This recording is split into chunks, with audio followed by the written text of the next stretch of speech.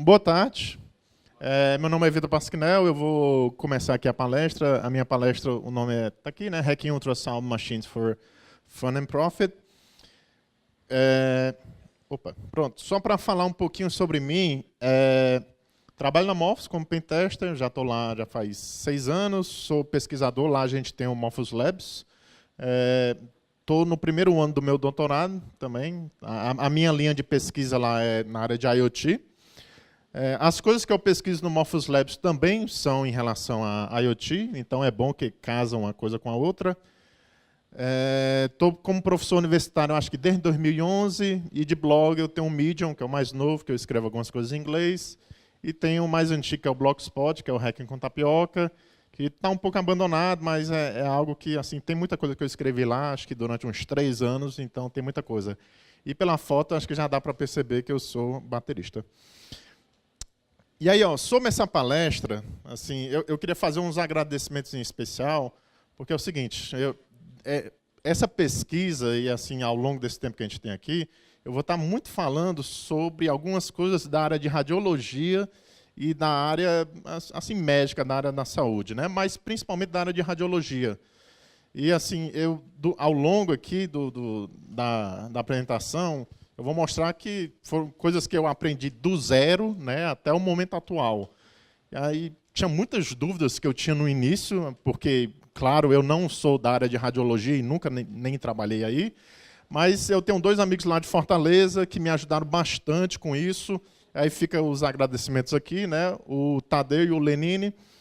Só para falar um pouco deles, o Tadeu é um cara que já tem bastante experiência lá em Fortaleza, tem 15 anos de segurança da informação, e desses 15 ele trabalhou como head de segurança durante 10 anos aí em plano de saúde hospitalar. Então é um cara que tem bastante experiência, tipo, algumas das dúvidas mais complexas que eu tinha, eu consegui responder com ele. E o Lenine já é um cara de outra área, ele é um cara tecnólogo em radiologia, e também ele é professor universitário, acho que ele dá aula de radiografia, se eu não estou enganado.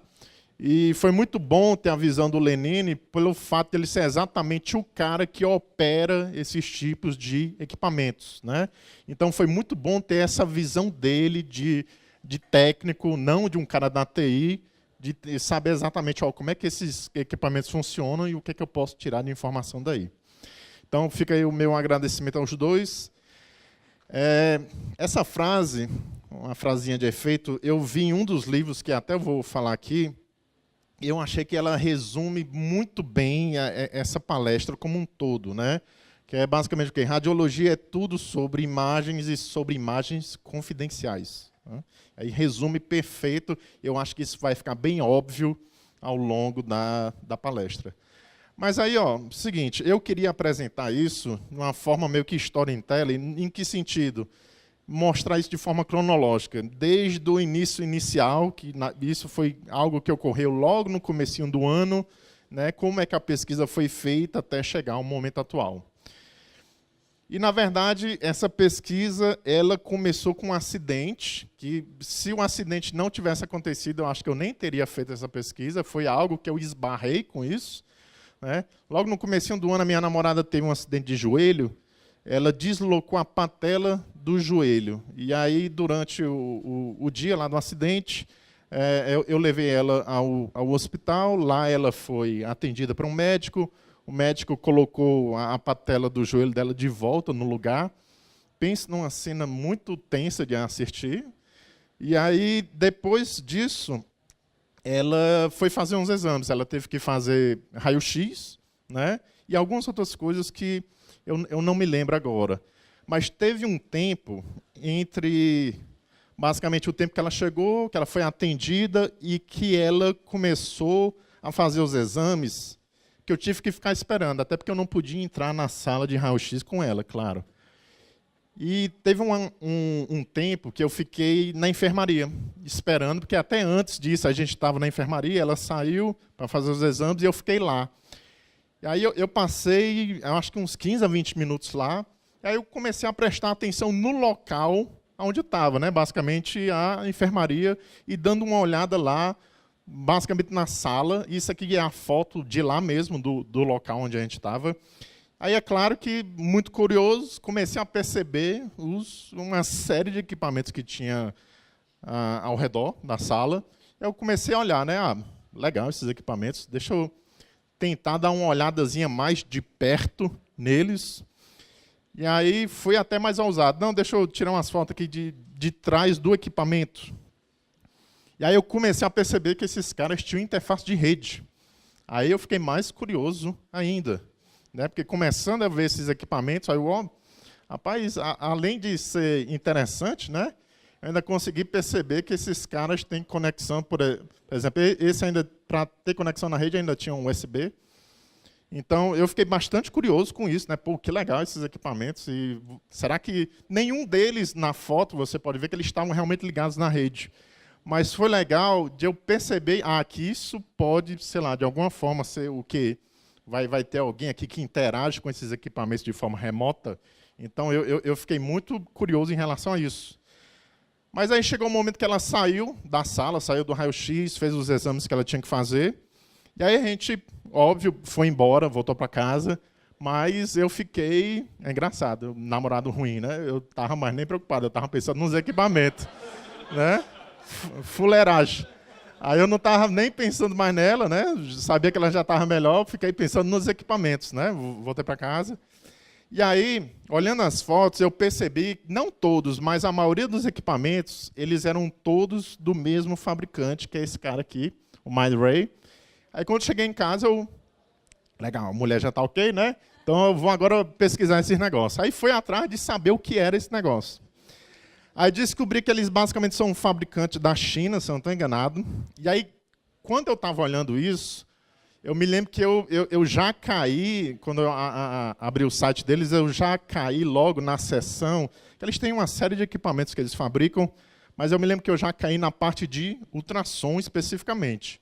E aí eu olhando, e eu acho que na hora, lá no hospital, eu acho que eu vi uma máquina dessas. Aí, ok, então bora começar a dar uma olhada nelas, né?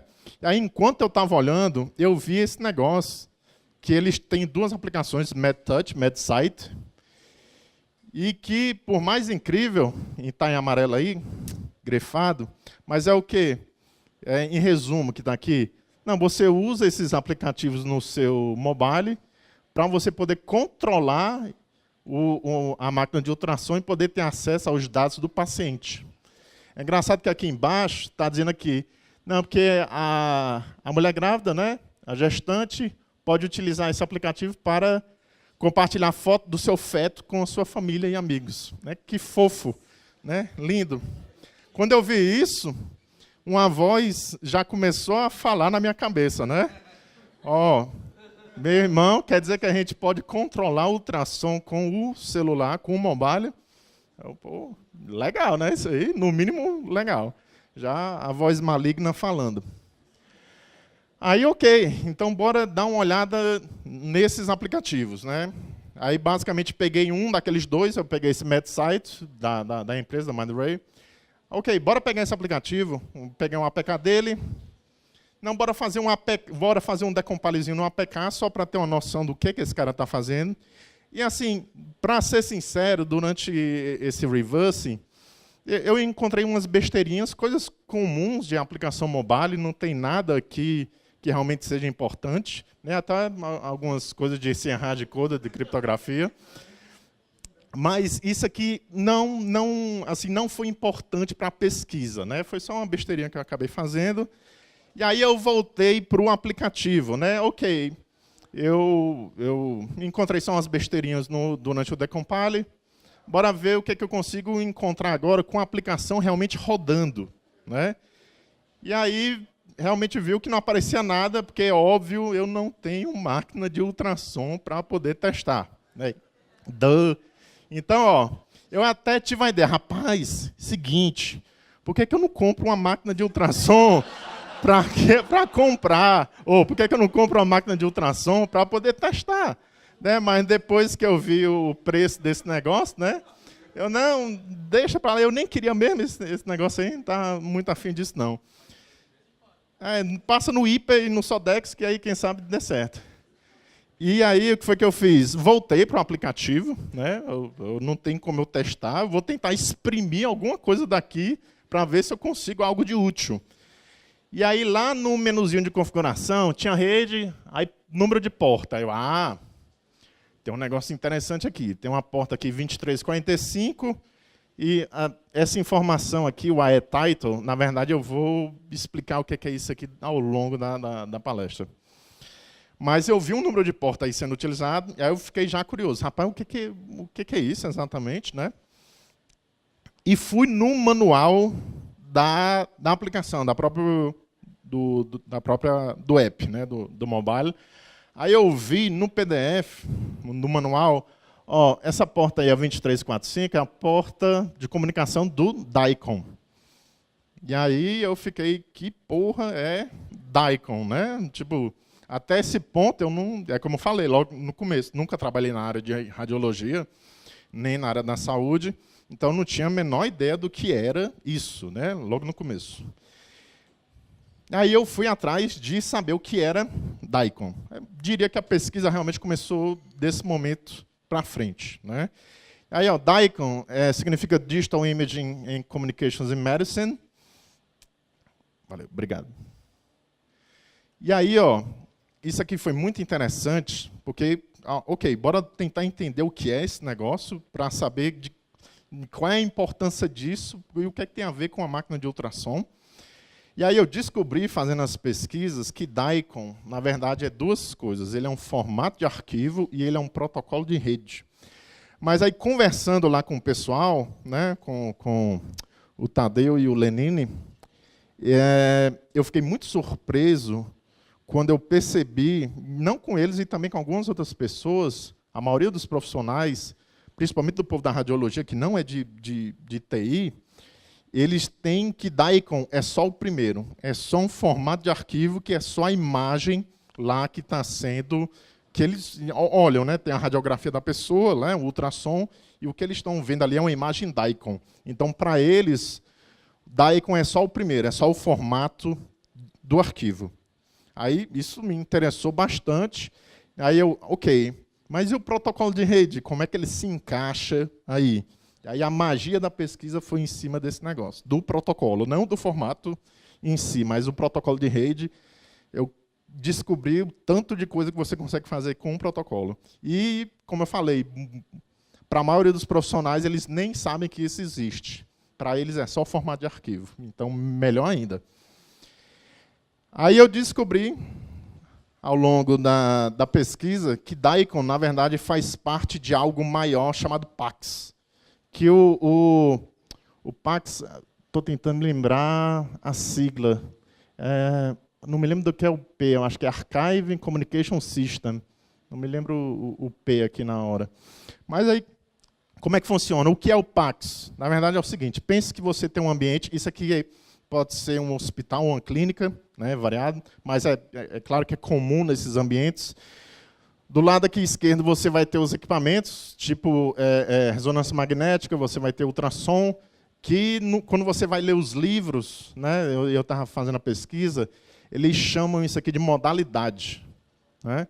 E aí cada máquina dessas, cada modalidade é representada por uma sigla. Aí é um alfabeto lá de siglas e cada uma representa uma coisa. Por exemplo, as únicas duas que eu realmente decorei era CR, que é o da radiografia, que eu acho que é o raio-x, e o CT, que é o da tomografia. Mas é uma sopa de letrinhas, aí cada um significa alguma coisa. E aí o que acontece? Tem uns equipamentos que vai tirar as fotos, né, de alguma parte da pessoa, né, durante algum exame, e aí o DICOM, o protocolo de rede, é utilizado nesse momento para poder pegar as fotos que estão nos equipamentos e jogar isso para uma base central, que é o que eles chamam do archiver. Que, na verdade, isso aqui é um banco de dados, né, que guarda essas imagens. E aí, sim, os profissionais da área, os médicos e o povo da radiologia, eles acessam o servidor central através de algum cliente, né, porque tem várias soluções aqui comerciais, aí vai ter, para cada solução comercial vai ter um cliente específico, tem até a aplicação web, e aí a pessoa, pelo browser mesmo, acessa a aplicação web, e aí pode ver as imagens que são tiradas das modalidades. Mas a ideia do contexto mesmo é essa, é onde o DICOM se encontra, né? O DICOM vai ser usado para fazer a transferência das imagens e algumas outras coisas que eu descobri que ele pode fazer também, eu vou mostrar. E também aqui o formato de arquivo no final é o que a pessoa visualiza, né? Então foi muito legal eu saber que ele faz parte desse cenário maior. Então, ó, sobre DICOM, qual é a minha ideia? A minha ideia é apresentar primeiro como é que funciona o DICOM, especialmente o protocolo de rede, para a gente ter uma ideia de como é que esse negócio funciona e só depois a gente tentar ver o que a gente pode atacar em cima dele, né? Então, para começar, isso aqui é coisa muito antiga. Eu fui ver, isso aqui foi lançado em 85, mas o nome DICOM mesmo só veio na terceira versão de 93. Então, a gente está conversando de um negócio aqui que tem, no mínimo, 30 anos de idade. Então, é muito antigo isso. Foi desenvolvido por esses dois grupos lá dos Estados Unidos, né? Esse ACR, American College of Radiology, e o NEMA, National Electrical Manufacturers Association. Então, como eu falei, é coisa antiga, coisa da área mesmo de saúde e radiologia.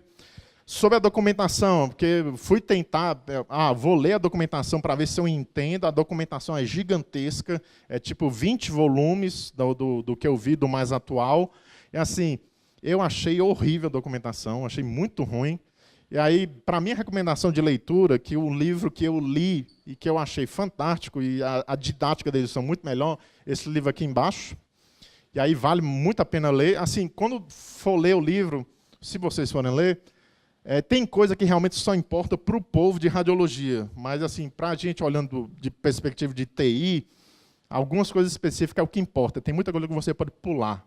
Mas é um livro bom, acho que tem umas 300, 400 páginas. Foi engraçado eu andando com esse livro em casa e minha mãe perguntando se eu tinha trocado de área, porque eu estava andando com livro da área da saúde.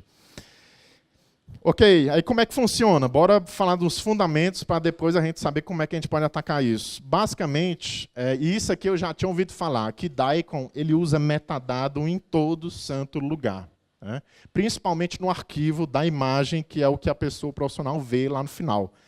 E aí, ó, tudo no DICOM ele é representado como sendo um conjunto de atributos, que ele chama do IOD aqui, esse Information Object Definitions. Então, por exemplo, um paciente, né, a pessoa, vai ter o Patient IOD, que tem o quê? Tem o ID da pessoa, o ID da pessoa, que muitas vezes, pelo que eu vi, é algo que é até um documento tipo o CPF ou o RG da pessoa, que eles cadastram lá no banco da aplicação. O nome da pessoa, idade, peso, eu vi também sexo, nome do médico que atendeu a pessoa, nome da instituição aonde o exame foi feito, endereço, eu acho que eu vi telefone também, algumas outras vezes.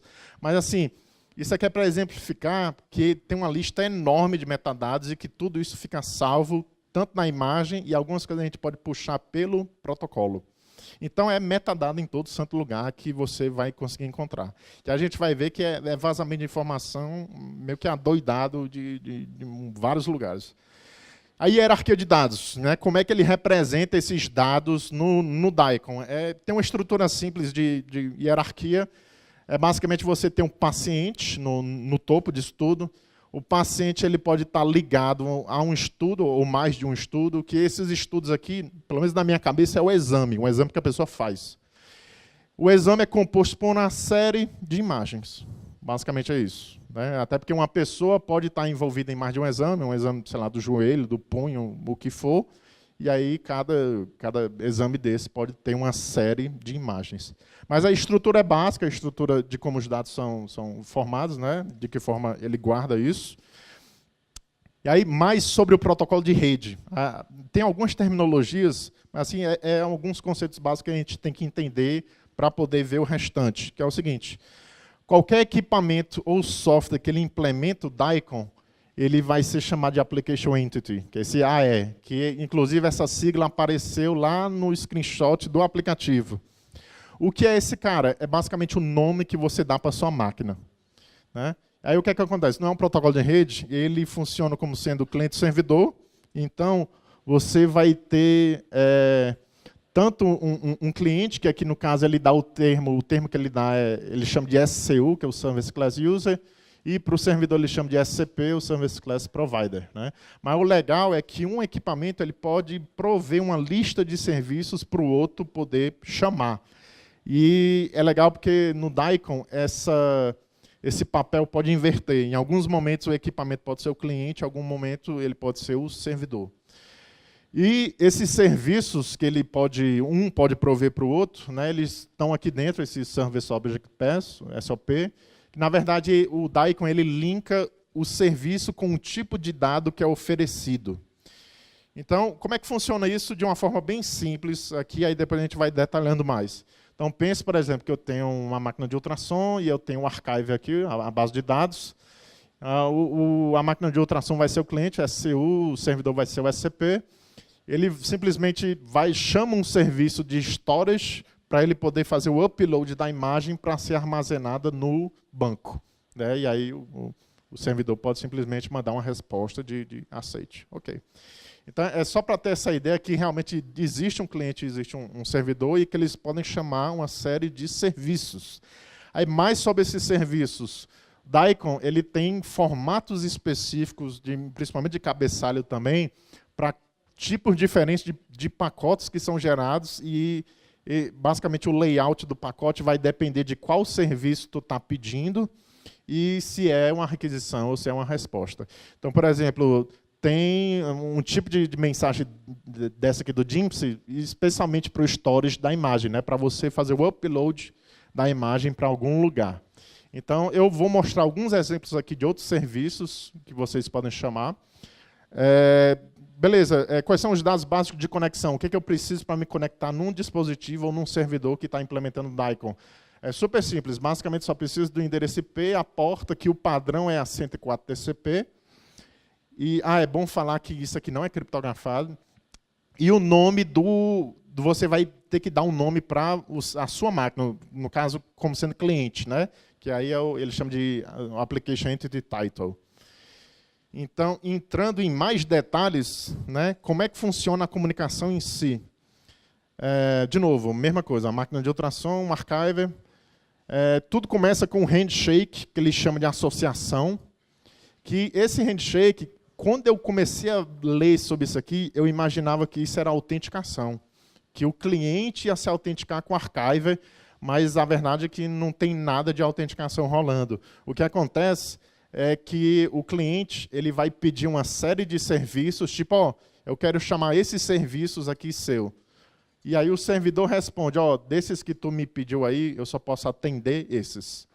Né? Então, me lembrou, de alguma forma, handshake, por exemplo, de SSL e TLS, que você tem aquela troca de informações sobre quais são os algoritmos de criptografia que o outro lado implementa para saber exatamente o que é que vai trabalhar.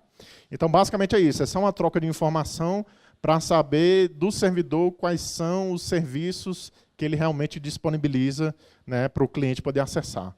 Aí, uma vez que tiver feito esse handshake, aí sim você pode mandar um pacote para requisitar algum desses serviços, e aí, quando tiver terminado, tem esse release, que é basicamente para terminar a conexão. Né? Mas como funciona a conexão básica do Daikon, do protocolo de rede, é isso aqui. E aí foi legal, por exemplo, conversando com o Tadeu, que ele falou, cara, eu nem sabia que isso existia. Para mim também era só o formato de arquivo e eu não tinha nem noção que dava para fazer esse tipo de coisa, ou que existia. Aí pronto, sobre a associação, já falei, é mais a troca de informação. Aí, por exemplo, isso aqui já é do Wireshark. Tipo, eu queria ver como é que era essa troca de mensagens. Então, por exemplo, o termo que ele dá é esse aqui, Presentation Context. É basicamente ele perguntando quais são os serviços que você implementa. Eu estou querendo acessar algum desses serviços aqui. Né? Aí você tem serviço de radiografia, de captura de imagem, né? O CT, que é na tomografia, e por aí vai. Alguns aqui de cima eu vou falar. Então, você implementa algum desses serviços, é uma mensagem que ele manda para o outro lado, e aí o servidor basicamente ele retorna uma lista de, não, está aqui, accept, accept, accept, então tudo isso aqui eu consigo implementar, então você pode mandar um pacote aqui para pedir um desses serviços. Pode deixar para o final? Ou é só pergunta ou é... Não. Oi? Eu não estou vendo, não. Ah, aqui. Ah, sim. É tipo como se fosse uma MIB. Exatamente. Ele usa uma numeração que é como se fosse uma MIB. Até quando você vai puxar o estudo, é uma numeração bem grande, parece uma MIB mesmo. Mas é nessa linha. Boa comparação. Aí, ó, ok. Então já sabe já sabe algumas coisas básicas, né? Assim, de como é que funciona o protocolo, né? Sabe que existe o serviço, sabe como é que funciona o estabelecimento de conexão, o handshake, que é a associação inicial. Como é que eu faço para obter as imagens, né? Basicamente tem 3 métodos, os serviços que você pode chamar. Tem o SymFind, Get e o Move. E aí, ó, isso aqui é que começou a ficar mais interessante, né, do ponto de vista de ataque. Primeiro o serviço, esse serviço Find, né? Para que serve isso? Você pode fazer pesquisa em cima da base do equipamento que você está lá tentando interagir com ele, para obter dados que estão lá armazenados na máquina. Eu achei isso aqui do caralho. Porque até esse ponto, você nem pegou na imagem ainda, mas você já pode começar a tirar informação da pessoa, do paciente, que está guardado lá no equipamento. Então é como se o equipamento tivesse uma base interna, né? Deve ter, e aí você pode puxar essas informações de lá. Então, por exemplo, aqui ó, eu estava dando uma requisição do Find, do serviço Find, pedindo paciente, e aí ó, eu posso filtrar pelo nome do paciente ou pelo ID. Não, eu boto asterisco, ele me devolve todo mundo que está no equipamento. E aí, ó, coisas que você começa a ver, né? Tipo, ó, data do exame, a hora do exame, a modalidade, se lembra qual foi o tipo de equipamento, se é raio-x, é tomografia, o que é exatamente. Descrição do serviço cardíaco, e algumas vezes essa descrição pode ser muito mais detalhada, vem umas descrições bem grandes. Nome da pessoa que atendeu, né? Nome do paciente, ID do paciente, data de nascimento da pessoa, né? Então, eu achei legal, porque, como falei, eu nem cheguei na foto ainda, e eu já consegui puxar uma série de informações altamente sensíveis do paciente, né? E isso remotamente. Como é que eu faço para puxar as imagens? Aí tem 2 formas, ou o serviço Get ou Move. Basicamente, os dois fazem a mesma coisa, a única diferençazinha é que o Get você puxa para a sua máquina e o Move, tu pode especificar o IP de um terceiro para mandar a foto para lá, né? Então, se você, por exemplo, está atrás de um NAT, é melhor usar o serviço Get. Então, beleza. Já tem uma noção aqui inicial de como é que isso funciona, né? De como é que o protocolo de rede funciona. Aí, como é que a gente pode fazer algumas coisas aqui do lado já mais ofensivo. Aí eu queria dividir aqui, são em 5 partes, né? As ferramentas, algumas coisas que eu usei, não que se limita a isso, mas foi as coisas que eu praticamente usei na pesquisa, achei útil. O que a gente encontra aí na internet? Discovery interno, obtendo imagens já de forma generalizada, em grande volume, e um pouquinho de fuzzing também. Ok, então, ó, sobre ferramenta, né? O que foi que eu usei, basicamente, nessa pesquisa? De Python, eu usei 2 bibliotecas, o PyDaicon e o PyNetDaicon. O de cima, o PyDaicon, é para implementar o formato de arquivo. Tá? Então, você quer interagir com as imagens Daicon do formato mesmo, tipo manipular a imagem, poder ler os metadados que estão lá, tu pode usar o PyDaicon para fazer isso. Aí o protocolo de rede, especificamente, eu usei o PyNetDaicon, que aí ele já implementa toda a questão cliente-servidor e você pode chamar os serviços de forma remota. O Horus, eu vou mostrar um pouco ele aqui sendo executado. Ele é que eu usei para poder puxar as imagens já ainda mais em grande volume. E o Radamsa é o fuzzing que eu vou falar um pouquinho mais para o final. Mas é super simples e a ideia de o que você pode fazer, fica aí as ferramentas que eu usei. Se alguém souber de mais ferramentas, depois me avise, que aí eu já vou dando uma olhada e colocando aqui nos slides também. Ok, aí eu queria ver o que é que tem publicado, né? Então, bora usar o Shodan para ter uma ideia do que é que está publicado aí, né? de equipamento. E aí, ó, esse número que eu olhei hoje já aumentou, né? Mas você pode fazer uma pesquisa simples, tipo, pega a porta padrão, não que todos os equipamentos vão estar rodando, depende de qual é o seu fabricante, mas a porta padrão é a 104. Pode fazer porta 104 junto com Daikon ou Find SCU, que aqui já é o serviço de pesquisa lá para o cliente, né? Aí você já tem uma ideia, né? Então, globalmente, quando eu peguei esses screenshots, estava em quase 1.300, aí já passou desse número. E aqui no Brasil tem 105, né?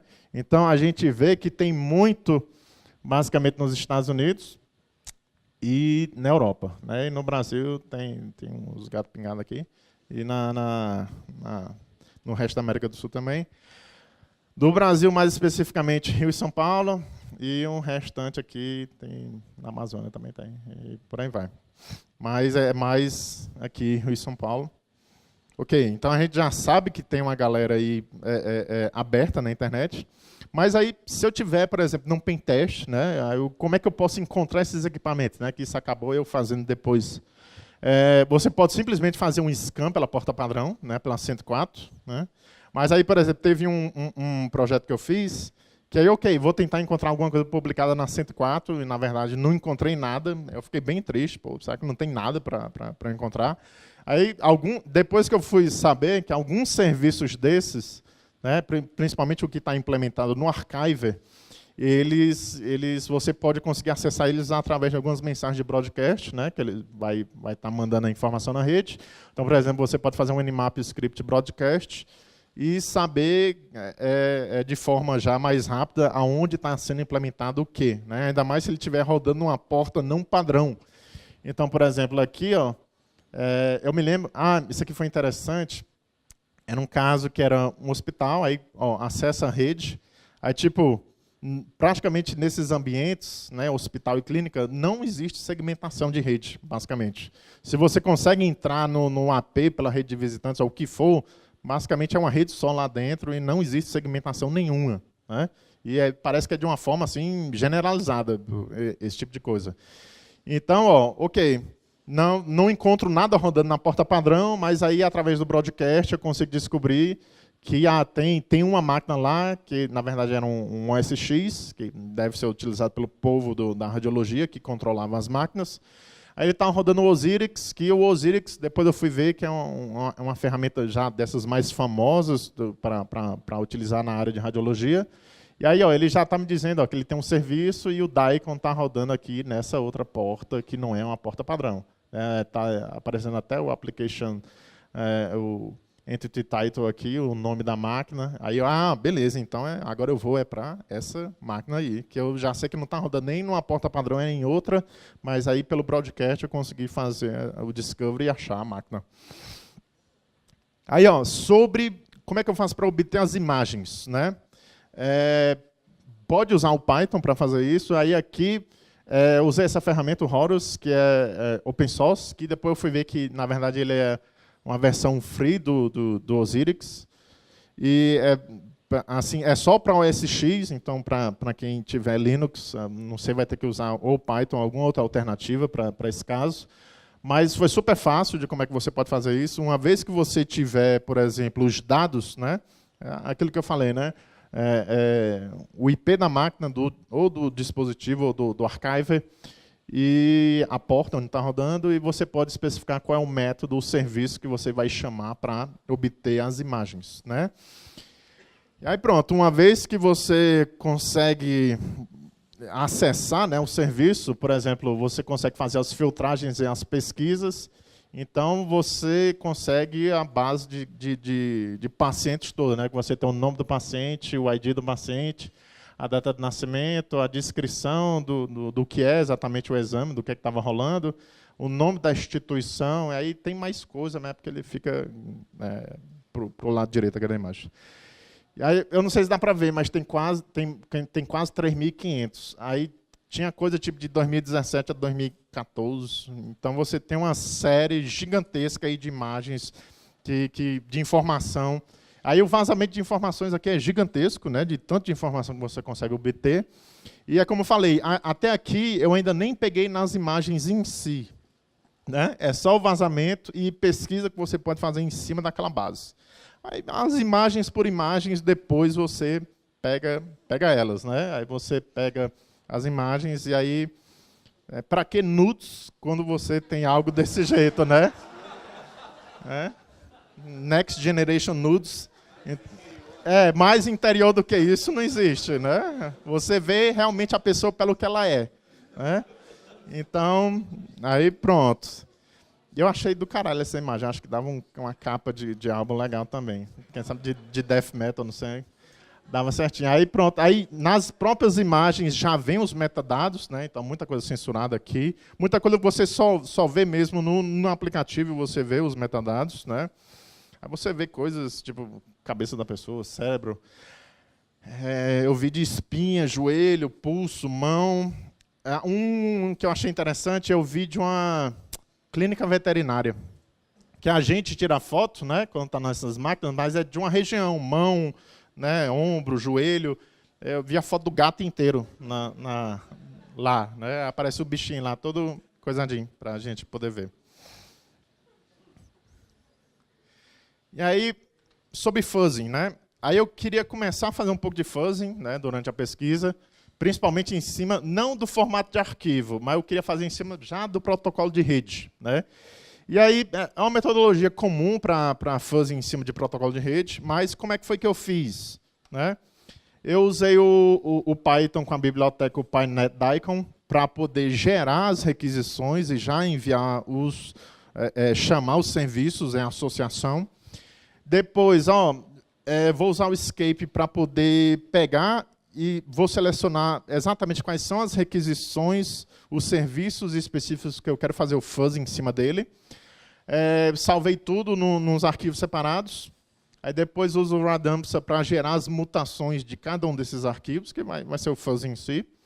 E aí depois eu guardava a requisição original com fuzzing para poder depois bater o que é que mudou de uma para outra.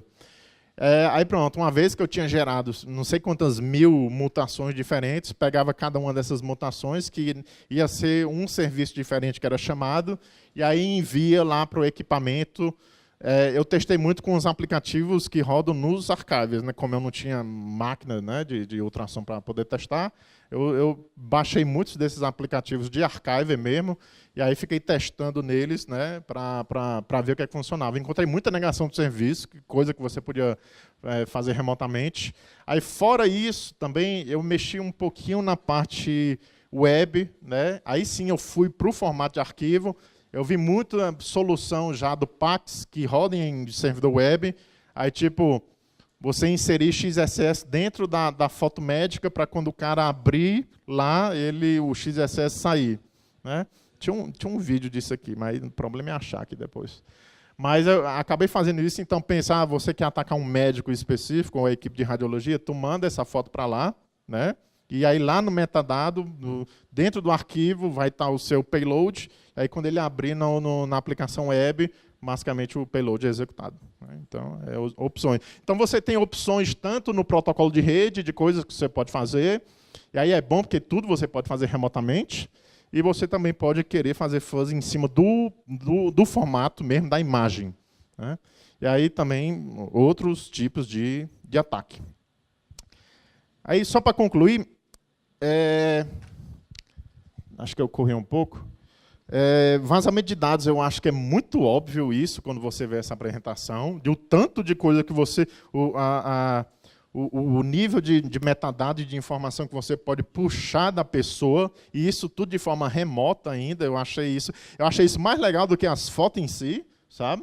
Você conseguir puxar essas informações, não tem autenticação nenhuma nisso, né? A única coisa que existe, pelo que eu percebi, é uma filtragem que a pessoa pode fazer pelo IP de origem de quem está pedindo e pelo nome do application entity, que você dá um nome para o seu dispositivo.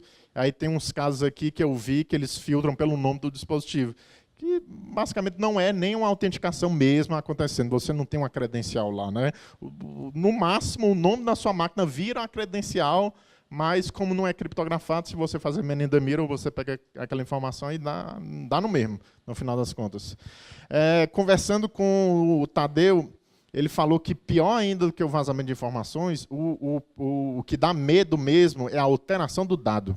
É quando você pega a imagem, né? Porque, tipo assim, Deixa eu voltar aqui para a caveira zona. Eu olho isso aqui, assim, não faz sentido nenhum para mim, sabe? Eu, como sendo cara de TI, né?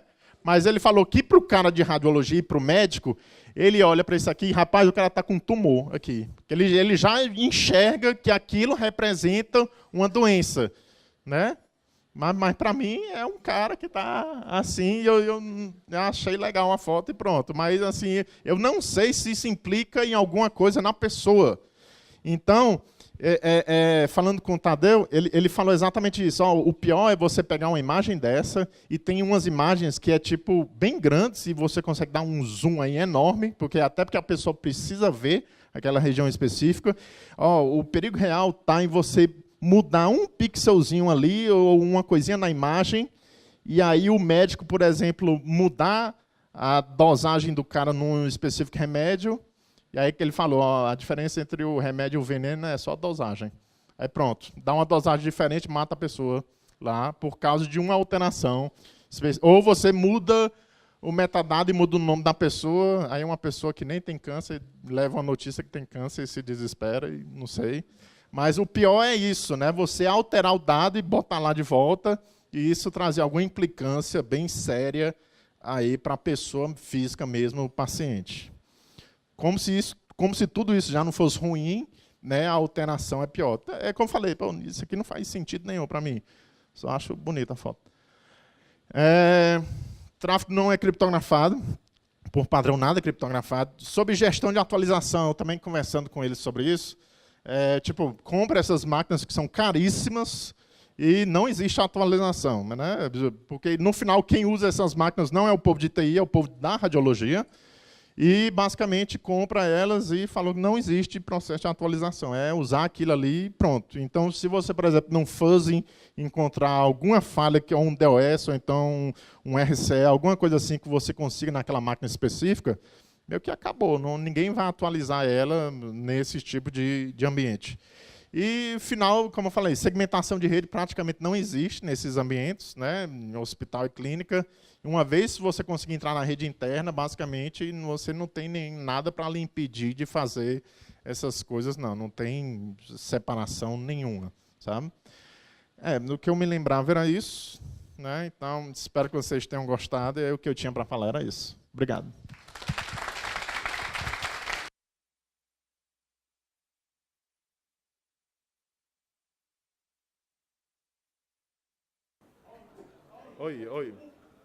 Oi, som. Eu não sei se tem um momentozinho para dúvida. Se alguém tiver dúvida, tentar responder, ou então durante o evento aqui também pode perguntar alguma coisa. Tem, mas assim, tem posicionamento na RIPA e tem. Ele me falou que tem no Brasil também tem um grupo que eles botam lá uma norma, né, para você poder seguir. Mas é diferente o que é a norma e o que é implementado na vida real, né? Mas existe. Mas eu não cheguei a ler, mas o Tadeu me falou que existe, que realmente existe isso.